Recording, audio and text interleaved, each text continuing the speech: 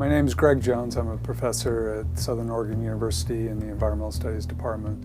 When I first came here, we had less than 20 wineries throughout all of Southern Oregon. And today we have 75 producers. Well, Oregon's kind of an interesting place.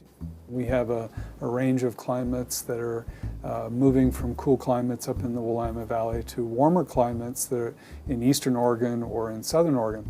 Soil is extremely important. Southern Oregon is in a blending of three mountain ranges, essentially the Western Cascades, the coastal mountains, and the Klamath Siskiyous. And there are so many different types of soils tied in there. There may be more types of soils within Southern Oregon than there are in all of the viticulture regions in the world.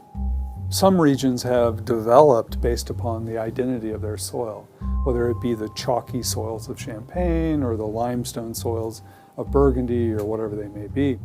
The craft of growing grapes is all about how to manage it, because grapes left to themselves were really bred to grow in a forested zone where they could grow up through trees and have the canopy be above and garner their solar radiation from that standpoint. So they were a climbing apparatus.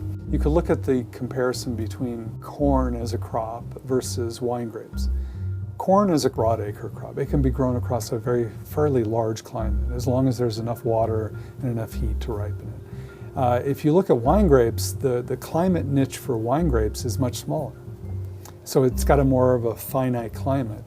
And then when you go to a given variety, go to Pinot Noir, for example, it even has a much more finer climate niche than the rest of the grapes do. Wine, to me, is essentially food. You know, you put a little alcohol in anything, it becomes romanticized to one degree or another. Beer has its own thing. Mead has its issues that fall in that same category. But wine has historically had this pretty major kind of romanticism with it. And I think there's something to be said about that. So it's kind of, I guess maybe I'd look at it as both a food and a romantic beverage.